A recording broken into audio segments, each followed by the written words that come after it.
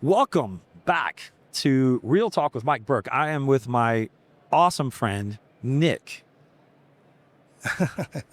I'm with Fusion Tools. What's up, buddy? Not much. How you doing? Enjoying the show. We're out here just trying to do what we do. Man, you have the biggest, baddest booth. How big is that squeegee over there?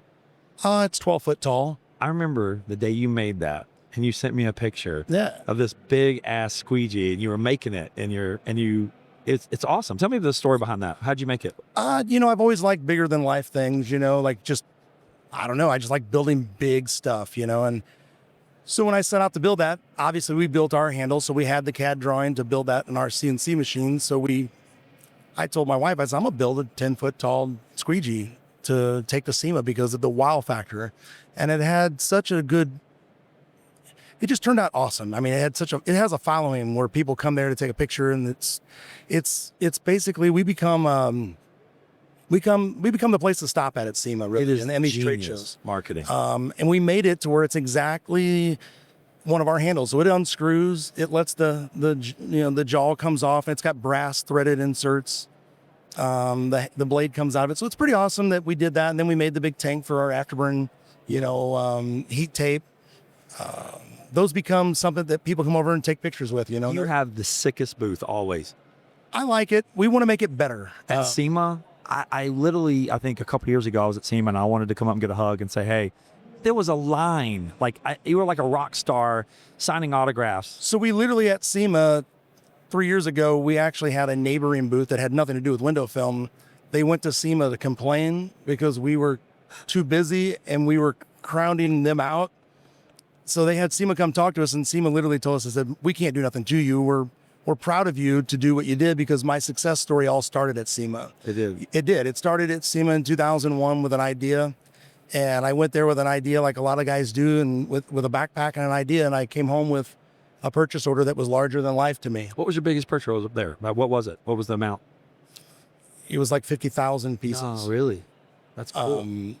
I didn't even have the means to build that many pieces. I didn't have the money. I didn't have I had the want, the drive. I made it all happen. I hear this, if you ever watch Shark Tank and you watch entrepreneur, like just stories in general. And I have a friend of mine that makes bed sheets, and he makes bed sheets with like designs on them for children with cancer. And he's a really good friend. It's called Playtime Bed Sheets. He's a buddy of mine, Kevin, I went to school with. He had a big purchase order after being on Oprah. Right. He was I could imagine. And he's like, I don't know how I'm going to fill his orders. Like Walmart, all these people want these orders. And he's like, that's a big problem that people face when you're small and you have a great product and people want a lot of it. You don't have the funding or the manufacturing capacity. You also don't have the smarts yet, because the intelligence, or you learn from failure, or at least I have learned from failure. Well, I didn't even really price myself right.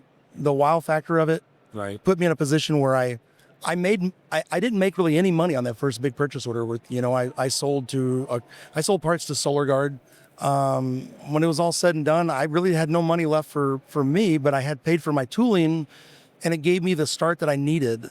And I learned to be a better businessman and know where my pricing needed to be. Because just like with window tinters or whatever, we don't really know our value until we know it. And you always want to, you think small.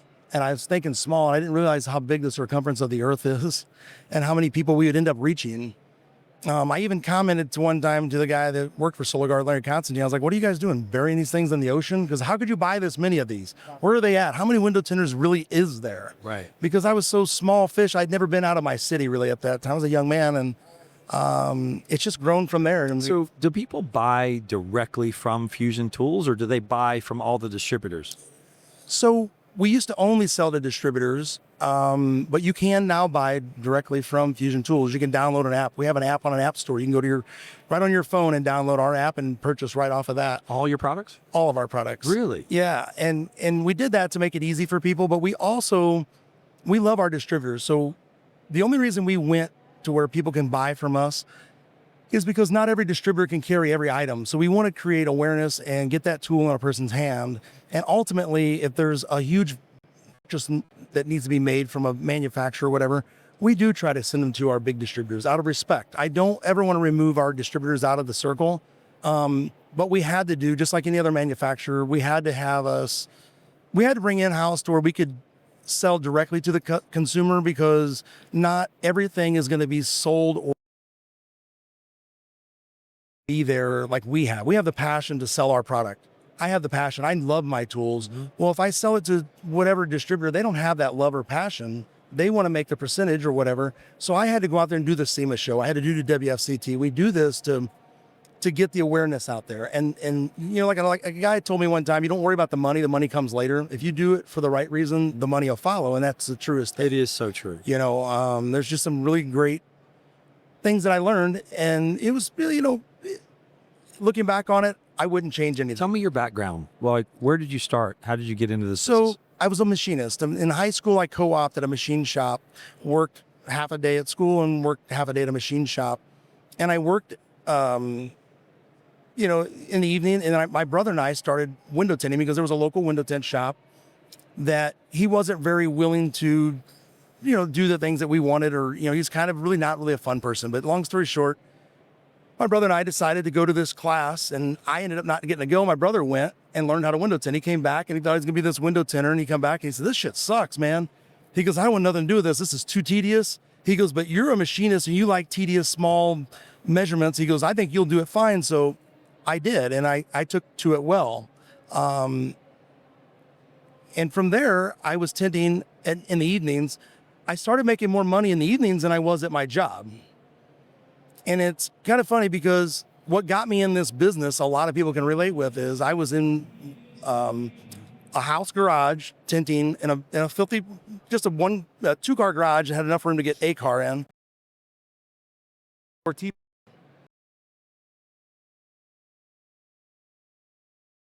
And I'm tinting this car.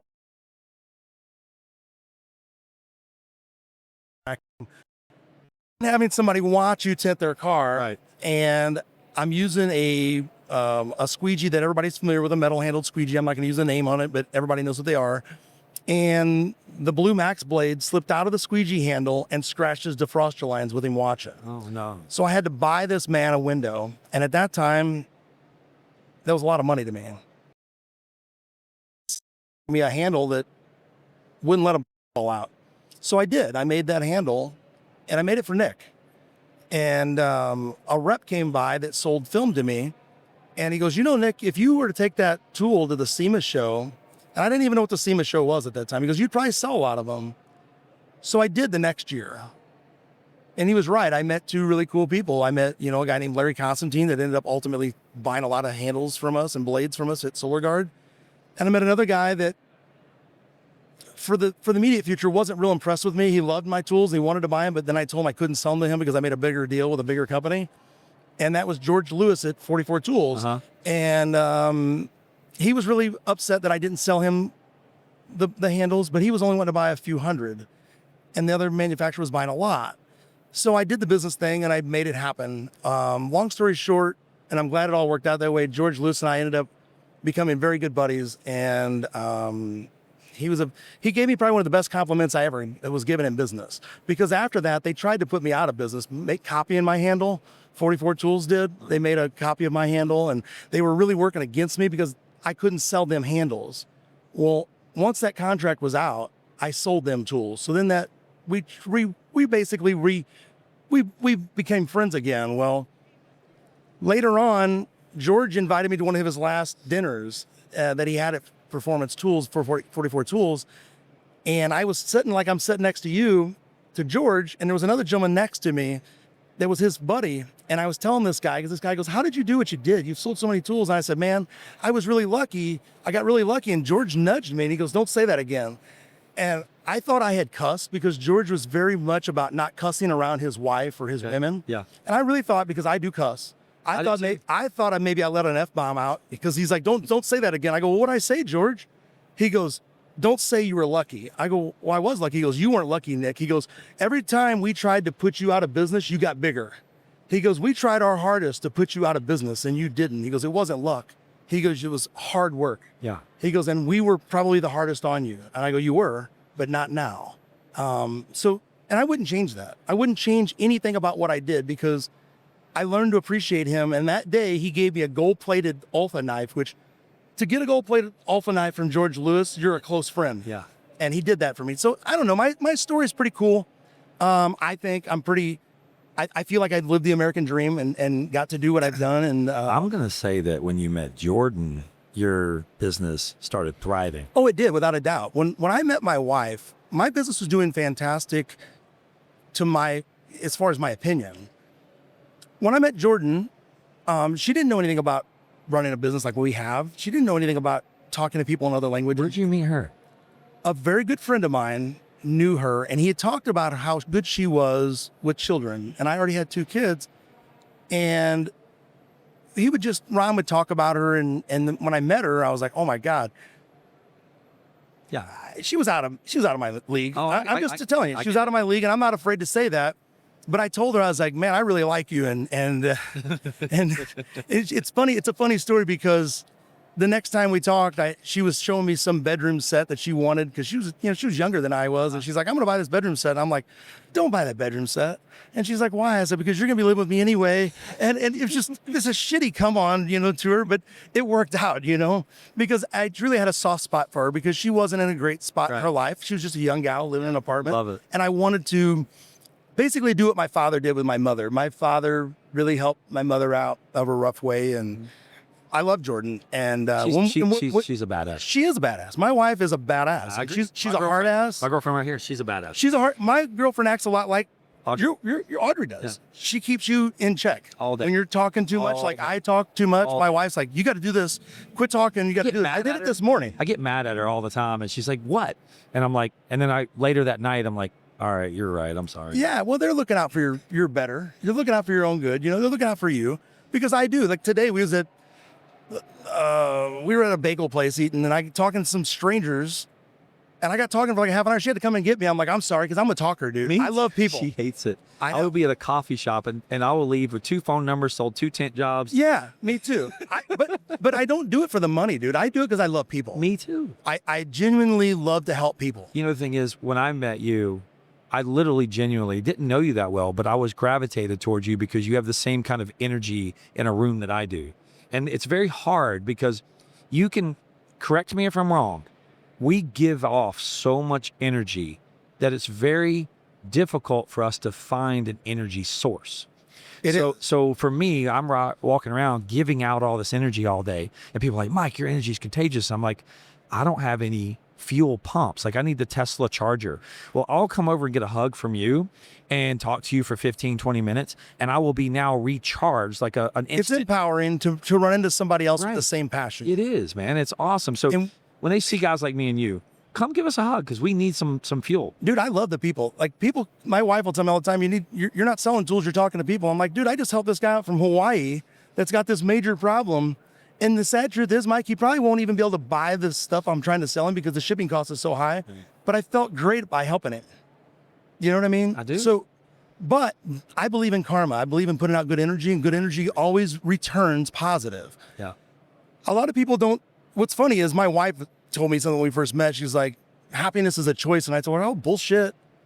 Because I fought her on it. But she's right. Happiness is a choice. You could choose to be happy, or you could choose to be an ass, or just, drown in negativity. But back to your point on Jordan, things did change when we met her. When we met, I saw a big growth in your company. It was a big growth in our company. And again, like I said, she was a beautiful young gal when we met, and she's still beautiful today. And it's kind of funny because when I met her, another crazy thing is like the second day I met her, I said, listen, hon, I'm never getting married. And I'm not having any more kids because I don't want my kids to feel replaced, and I'm never getting married. Well, that shit went to the side.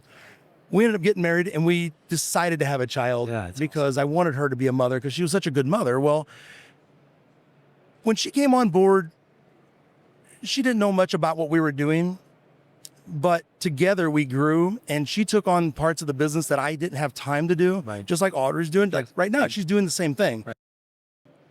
She excelled in things that I could have never done without her help. Agree. And when I'd put her on a task, be like, look, babe, we're going to do this, this, and this, and I need you to talk to GDI, or I need you to talk to SolarGuard or Expo, whoever, she just did it, and she did it with 100%. And it shows. And So let's go back into the manufacturing. Your background was a machinist. I was. And so now, how big a facility do you have, and where is it located? We're in Illinois. We're really close to St. Louis, Missouri. We have 3 locations. We just bought a nicer big building that's double the size of our How many current building. employees do you have? Right now we have 5, 6 in our building that we're in, but that's not big enough for what we need. And but that's not totally all, because though I own my injection molding equipment, just like Tesla or any other company, they own their molds just like I own my molds. We contract machine time to put our molds in injection molding equipment by companies who all they do is own the injection machines. All they do is they're renting out time. So those employees become Your employees. our employees, basically, because we're paying for it by the hour, and they're making parts for us. And so because some machines just aren't, trust me, I've talked about owning my own injection molding machine, but the crazy thing about owning that part of the machine, if they're not running 24 hours a day or every day, they're a problem. They will run forever. But if you don't have a part that's always running, they can be a lot of work. So it's better to outsource that part. So they run those parts for me. I'm there all the time, and I make sure they're using my recipes and they're doing it the way I want it. And it's, like I said, it's my equipment, That's awesome. but not the injection molding part, because that's what they do. Just like in the window film industry, there's certain parts you have to delegate and you have to let other people run. Do you have a tent shop too? I do. I know. I see you online. Most people don't know that you have. It cracks me up. A lot of these guys here, they talk to me and they're like, "Well, you don't tent." I'm like, "Well, actually, I do every day." No, I saw you. I was like, my boy's tenting. I was like, Oh yeah, that's my dog. a lot of people say, "Why don't you get in these competitions?" I don't want to ever create any division between me and other people in that competition. But I think it'd be kick-ass, dude, if like me and you, I'll compete like against we you go all out day. there and grab one of the cars. Let's go. At $100, and I'll buy you dinner. You buy me dinner. If you win, I'll be like, I promise you, dude. We kick it. I'm pretty good. I promise you. And the thing is, I never say that I'm the best at anything, but I will tell you one thing. I'm good at PPF. I really am. I've been all over the world. I've done a lot of PPF, but I'm great at window tint. Yeah. Like I'm good. I can hold my own in Because PPF. you and I came from the same era. We tinted the 87 Camaros. We tinted the Berettas. We tinted the Cutlasses. Yes. We tinted the Saturns. Yes. I'm not saying these guys today aren't awesome, because they are. I love hand cutting. Oh, I'm an artist. we can always do a better job hand cutting for sure. Yep. I'm never going to tell you that efficiently for a business you're best to hand cut. It's way frameless doors. Like when I get a cool car in, like even McLarens or Lambert, frameless doors, I'll hand cut a frameless. Absolutely. Just so I can get a better fit. You'll stretch the pattern or whatever to do that. But that's cool, man. Fusion Tools. My boy over here actually tints cars, man. Every day. And my see, wife gets on my ass. She's like, "You need to quit that. You need to just focus on tools, because you're costing us money by not." So how many guys tint with you? Well, there's just 3 of us. Yeah. But you're running a decent little shop? Oh, we are. PPF too? PPF also. We're a very high-end shop. We are. That's awesome. Yeah, we're a high-end shop. What's an average tint drop? Well, I'll show you. Like our tint jobs, $600, $1,000.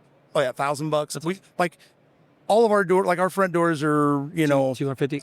100, 125, and 150. Yeah, depending on if you're color stable, if you're We're XR plus 200. So I'm 100. I'm 100 for CS. I'm 150 for XR, and I'm 200 for XR plus. So we're right there at the same thing. Same price. And people say, "Well, how can you get that kind of price?" I'm like, "Well, first off, you can't get that price and not produce the job that stands behind it." Right. And I always tell people, I would never want to be the guy explaining why I'm the cheapest. I have no problem explaining why I'm the most expensive, because the work we turn out speaks for itself. If you go and look at our reviews are very high. Well, the thing I look at in business is I coach a lot of small stores. And I'm like, guys, you either go 2 routes: the discount route to get customers, Correct. or you go to the high route. But if you're going to go the high route, you got to deliver deliverables. And what that means is create an experience unique to you. Like you go to Louis Vuitton, you go to Coach, you go to even Lululemon. Like I tell people, clothing store, Lululemon. Like just go in that store on a Saturday and you'll see all the little high school, college girls walking around, and guys too, like fit people walking around in fitness gear. And it is a brand, but it's an experience. Everyone's there to help you. It is. And you're not going to Walmart and buying clothes off the shelf. You might pay twice as much. And there's probably nothing wrong. There's nothing wrong with going to Walmart. No. Look, I always use this explanation. I say, look, Baskin Robbins has 31 flavors for a reason. Mm-hmm. They're not just selling vanilla. 31? I think it's 51. Is it 31. Is it 30? 31. That's their logo. But it's smart because they're not just going after a person who wants vanilla. Right. You know what I'm saying? That motto can work for Raising Cane's. They only sell chicken, and they kick ass at selling chicken. In the same way with us, when I got in the window tinting business, a rep named Bud Woods, I really credit him a lot. He told me what you just said. He goes, Nick, you can do this business two ways. You can buy this dyed film, this shitty stuff, and they sold it, or you can buy the high-end stuff. He goes, here's the problem with the dyed stuff. You're going to see your customer again from failures and re-tinting their cars. But if you go this route, you're not going to have warranties, and you're going to need more new customers, but you're never going to have anybody upset with you because of the film. I said, well, I'm going that route because when I was doing this, I had a day job. All I wanted to do is give people the best. And I'm glad that I went that route because we sell the best. I sell a lot of XR Plus, and I sell a lot of XR. And it's easy to show people the value in it. You know, getting So paid. what's the name of the store? Our store is Fusion TNT. Oh. So it's tint and tools. So it's a Fusion TNT solution. I didn't even know that. Yeah. So we used to always be known as A+1 Incorporated.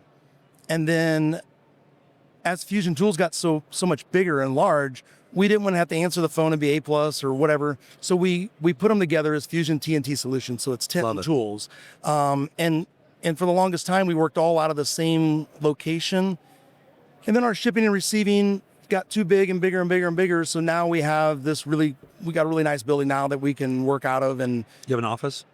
oh yeah. You have an office? Yeah, and the new building's killer. You know what I think? It's funny is I have an office. My wife has an office now. We're pretty stoked about that, and we kind of silly. We're like, I don't know. It's kind of cool because we never had that shit. Right. You know, you're talking to somebody that started office. Yeah. I just now. I love it. I just got an office. So my girlfriend's like, "You're going to the office this morning, right?" I'm like, "Yeah." She's like, "Great. I can stay home and get some work done." Right. It's real though. People can't relate with that unless you live that life. Right. And it's, you know, we've always done with. I'm never going to say I did without, but I never had a lot of the things that a lot of people have, and I never missed it because I didn't know it existed. Right. And as we got better and better and better at it, it's pretty cool to have some of the things that we have now. And It's the funny. office is a cool van. I actually am I know this is weird to say, but I'm saving up for a chair that I want, and I made it on my Christmas list. And it's like almost it was an $800 chair. It's like an $800 chair. It's cool to want for things, dude. and I want, so I still want things even though I'm Mike Burke. I'm putting that on my want list. Oh yeah. it's definite. Dude, one of my very good customers, he got very lucky. He's very wealthy because he was inherited a whole bunch of money from a family member. Yeah. And he said, Nick, don't be jealous of me. He goes, it's a curse. He goes, I don't want for nothing. I can get anything I want. He goes, it's terrible. And he went down a bad path of drugs and stuff because he was looking for a happiness. Right. I've never had that want to need anything like that. I've never done a drug in my life. Either. The only thing I've ever wanted is to provide more for my family. So like when I was growing this business, I always lived in little bitty bullshit houses and didn't have much. And my buddies would say, well, why don't you live here? Or why don't you live there? I'm like, first off, I couldn't afford it because I just bought a $40,000 injection mold. And the banks laughed at me when I wanted to borrow money. So I never could borrow money. And so I was self-funded the whole way, and I still am. And I got guys that, really good friends of mine. I got one of my dear friends bought a $1.5 or $6 million house, right? Or whatever. It's a nice home, right? Beautiful home. And he goes, well, I don't have 3 homes like you. And I go, my house in Arizona was $500,000. My house in Texas was $500,000. My house in Charlotte was $500,000. I have 3 at the price of your 1. correct. I just go to those cities and I have modest homes that are now well decorated. Correct. So I don't have over home. I have like a 2,000 square foot. So my girlfriend's an architect. So we furnished off Restoration Hardware, Crate and Barrel Marketplace. Oh, yeah. Like we literally on the weekends are scavengers. Oh, so am I. We're like, I got a $10,000 bedroom suit for like $1,200. And you know what Restoration Hardware stands for? Oh, yeah. No, do you really know what it stands for? I don't know what it stands for. You've heard the furniture, right? I have heard of it. Okay, so Restoration Hardware is like the most expensive furniture, but it stands for this. RH stands for really heavy.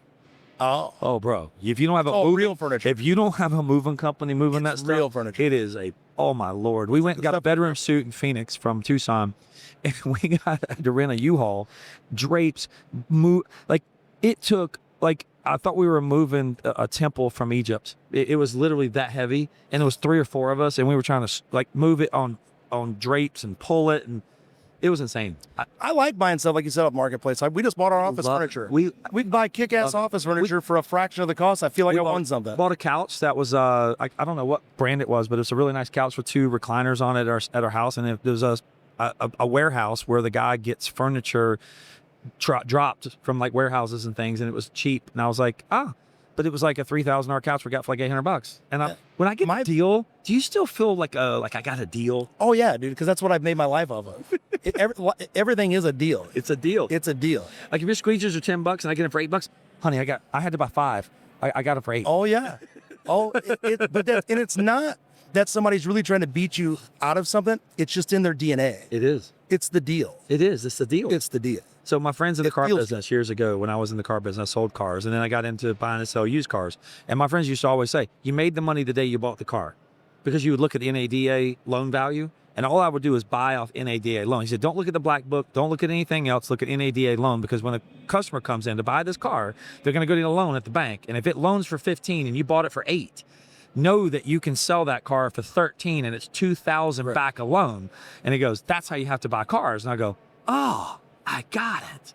So I was like, it doesn't matter what you pay for the car. As long as you're $4,000, $5,000, $6,000 back of NADA loan, you're making money. Well, that's how we do it with our tool business. I look at it, the investment, what the return is. Yep. And I really almost everything we've done because of that mindset, we've always been in the green on. You know why I admire you so much? What's that? Because you're always happy. I am pretty happy, dude. You know what? You know what's wild? I have never You know seen what's wild though is some people will come up to me and like, "What's wrong, Nick?" And they'll think that maybe something's wrong, but my mind is going a fucking 1,000 miles an hour, dude. And I'm thinking about building a tool or an idea, and maybe I'm holding a fucking weird facial expression, dude. Yeah. And my face looks mad or something. Yeah. And they're like, "Something wrong?" I'm like, "No, dude. I was just thinking about this mounting solution because I've been working on a fucking mounting solution for like a year and a half because I won't let it go until I'm just 100% on it." Yeah. But it shows sometimes in a way that's not true. I told somebody today, the 27 hours it took to drive here with that truck and trailer is so therapeutic, dude. I get so much stuff engineered and built and designed when I'm behind the wheel of my truck because nothing else is bothering me.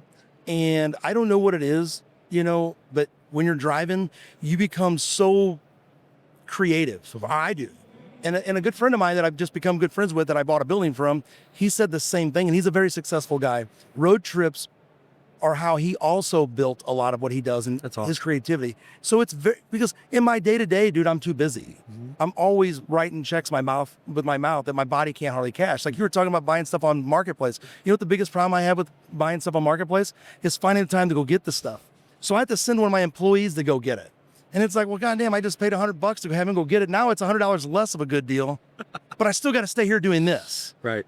And I still find myself at 11 o'clock at midnight on Marketplace looking for another good deal. Yep. Because it's a fix, dude. I'm not a gambler. I don't gamble. I don't gamble either. I don't gamble. I do not gamble. I never gamble, ever. I don't gamble. Me either. I've never gambled. I don't gamble. Have you ever, honey, you've never seen me gamble?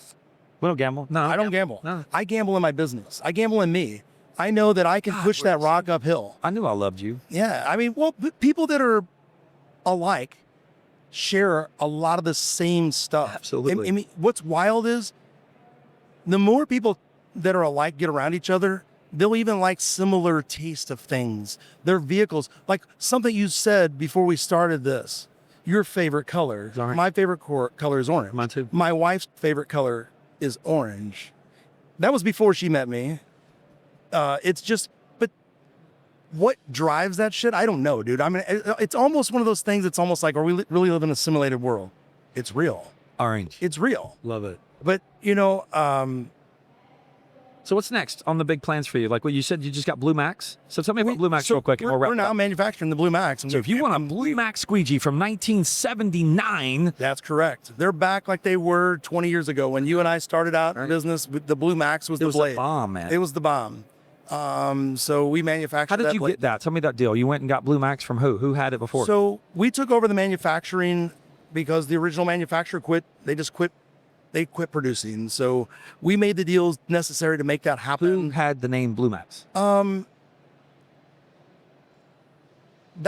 The $1 million question? It's the $1 million question. But you can name it Blue Max and nobody had a patent or a trademark on it? There's no trademark. So are you going to trademark it now? Oh, it's already done. My man. So, but to tell you the person that we are is we didn't, we did it in with good heart, and we did it where it made sense. I love it. For them and for us.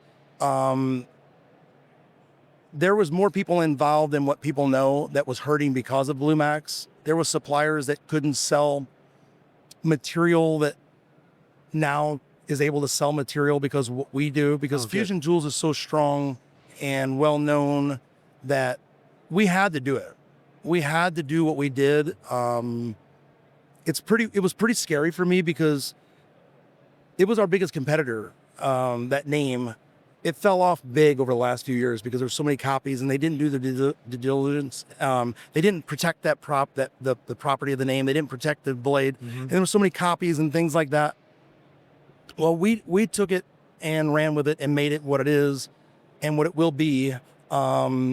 It's like Ford buying Chevy or vice versa. We now have control of the best of both worlds. Are you going to make it? So are you going to make it in a PPF squeegee, smaller? So we will. We will. I think that would be a good squeegee. That actually is a good. So there are companies. There's people who install a lot of PPF with cut down Blue Maxes. Same. I started with what's that one that I like? The little. It was the black and the Hornet. The Hornet. The Hornet. That's what I PPF'd with. I cut it down. Yeah, head clippers. Head clippers is what I used to use. Yeah, they're a bitch to cut. They're not easy. So what we do, because we manufacture these parts and we have all the equipment to cut them down and do all this and make them the way we want them, we will now be able to take that name and make all different versions of Blue Max blades. Because just like our Orange Crush is like a #1 tool out there, we made our own PPF line of tools, and they're made with the same type of material as our Orange Crush. What makes our Orange Crush so amazing is proprietary. It's actually patented processing. We have siloxane and we have migratory slip. What that means is there's a slip within the urethane that migrates to the surface and lubricates as you use it. That's what makes the Orange Crush so awesome, and others can't copy it. The Orange Crush has never been copied and duplicated. You told me about a secret. You put ceramic coating on. So we were talking about that. So we did it at our shop because obviously, like we said, we do ceramic coating, we do paint protection, we do window film. I ceramic coated a blade not long ago in the shop, and man, it makes it slick.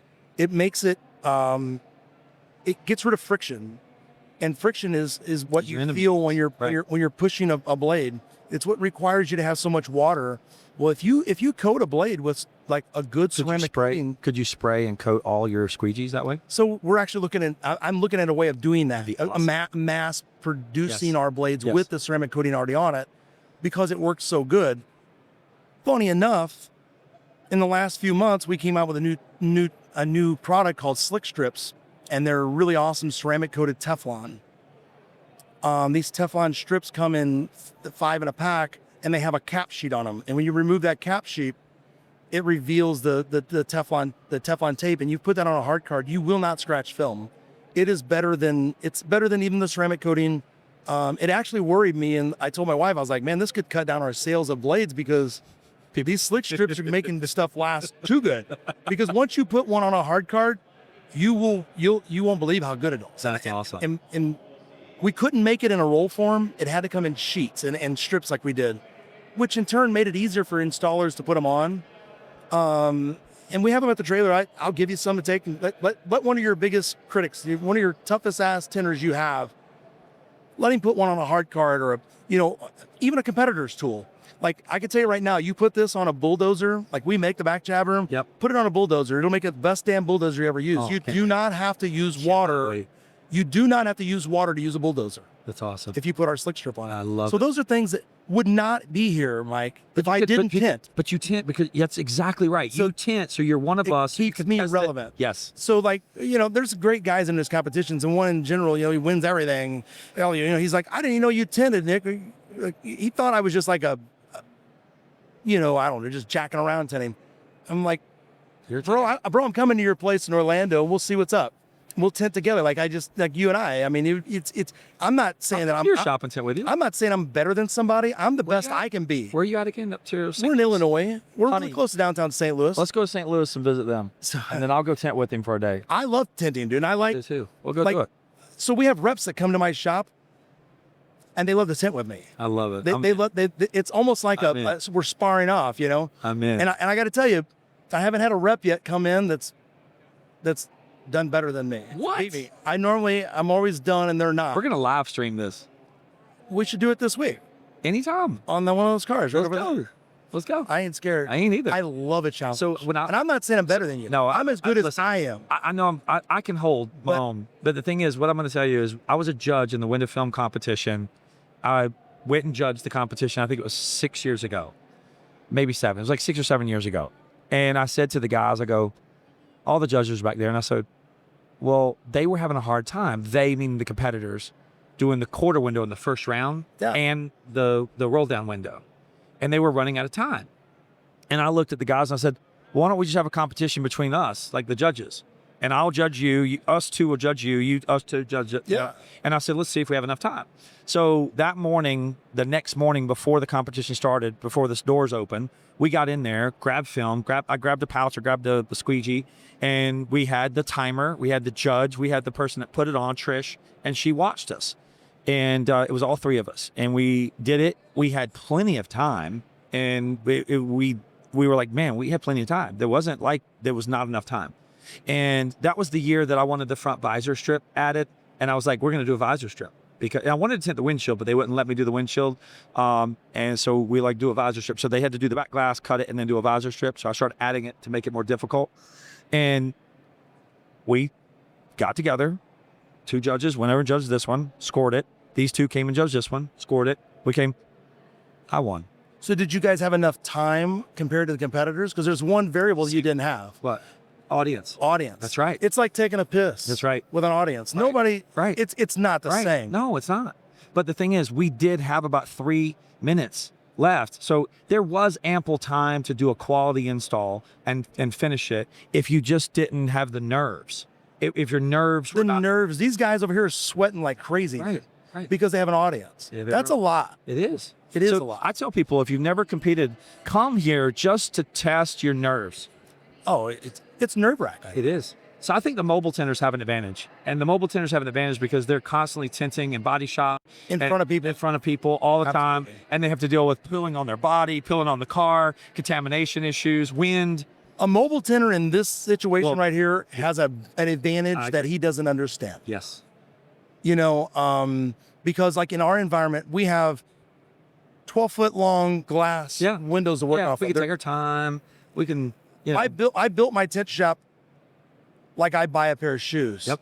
It fits me. Mm-hmm. It may not fit everyone. It fits me. You don't have to walk from here to that table to put the film on the door. When you open a car door, the glass is right here. Yep.